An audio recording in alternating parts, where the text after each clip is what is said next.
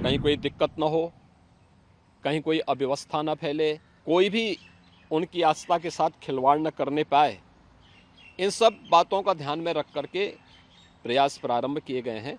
शिवम यजेत, शिव बनने के लिए शिव जैसी साधना भी चाहिए। बेहतरीन पेट्रोलिंग के माध्यम से, स्वच्छता के माध्यम से, स्वास्थ्य की व्यवस्था के माध्यम से शिविर लगा करके भी अनेक प्रयास प्रारंभ किए हैं और आवश्यकता अनुसार ड्रोन और हेलीकॉप्टर से निगरानी और पुष्प वर्षा की व्यवस्था भी इसके लिए की है। पूरी श्रद्धा और विश्वास के साथ आत्मानुशासन का परिचय देते हुए इस पावन श्रावण मास के कावड़ यात्रा कार्यक्रम को सफलतापूर्वक आगे बढ़ाने में अपना योगदान दें। देवाधिदेव महादेव का पावन मास श्रावण मास प्रारंभ हो चुका है। श्रावण मास की कावड़ यात्रा जग विख्यात है। पूरे देश के अंदर और ख़ास तौर पर उत्तर भारत में इस दौरान शिव भक्त महादेव के अनुष्ठान में लीन होकर के सभी शिवालयों में जलाभिषेक के साथ अपनी असीम भक्ति का प्रदर्शन। केंद्र और राज्य शासन ने मिलकर के श्रद्धालु जनों की सुरक्षा, उनकी सुविधा, उनकी सुगम और सुरक्षित यात्रा के लिए अनेक प्रबंध किए हैं। कहीं कोई दिक्कत न हो, कहीं कोई अव्यवस्था न फैले, कोई भी उनकी आस्था के साथ खिलवाड़ न करने पाए, इन सब बातों का ध्यान में रख करके प्रयास प्रारंभ किए गए हैं। लेकिन हमें एक बात जरूर ध्यान में रखना होगा। मैं सभी श्रद्धालु जनों से इस बारे में विनम्र अनुरोध करूंगा। हम लोग भी शिव भक्त हैं, महादेव की असीम कृपा हम लोगों पे बनी रही है और निरंतर हम महादेव से यही प्रार्थना करते हैं कि उनकी कृपा सदैव बनी रहे। कोई भी पर्व और त्यौहार, कोई भी साधना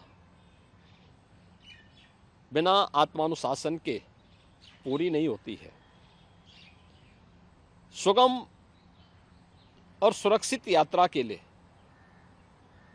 हमें न केवल अंतःकरण से बल्कि बाहरी रूप से भी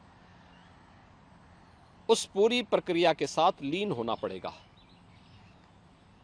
शिवो भूत्वा शिवम यजेत, शिव बनने के लिए शिव जैसी साधना भी चाहिए, उस प्रकार का आत्मानुशासन भी चाहिए और तब यह कावड़ यात्रा न केवल श्रद्धा और विश्वास की प्रतीक के रूप में बल्कि आम जन के व्यापक विश्वास की प्रतीक बनकर के उभरेगी। जैसा कि इस समय हम लोग देख रहे हैं माहौल कि असीम श्रद्धा भाव के साथ जनता जनार्दन समाज के अलग अलग तबके के लोग उनकी सेवा के लिए तत्परता के साथ कार्य कर रही है और सरकार ने भी अपने स्तर पर न केवल बेहतरीन पेट्रोलिंग के माध्यम से, स्वच्छता के माध्यम से, स्वास्थ्य की व्यवस्था के माध्यम से शिविर लगा करके भी अनेक प्रयास प्रारंभ किए हैं और आवश्यकता अनुसार ड्रोन और हेलीकॉप्टर से निगरानी और पुष्प वर्षा की व्यवस्था भी इसके लिए की है। मैं सभी शिव भक्तों से अपील करूंगा कि देवादेव महादेव की ये कृपा हम पर बनी रहे। हम व्यवस्था के साथ जोड़ करके इस पूरी यात्रा का न केवल आनंद लें बल्कि पूरी श्रद्धा और विश्वास के साथ आत्मानुशासन का परिचय देते हुए इस पावन श्रावण मास के कावड़ यात्रा कार्यक्रम को सफलतापूर्वक आगे बढ़ाने में अपना योगदान दें। आप सबकी सुगम सुरक्षित यात्रा के लिए मेरी मंगलमय शुभकामनाएं।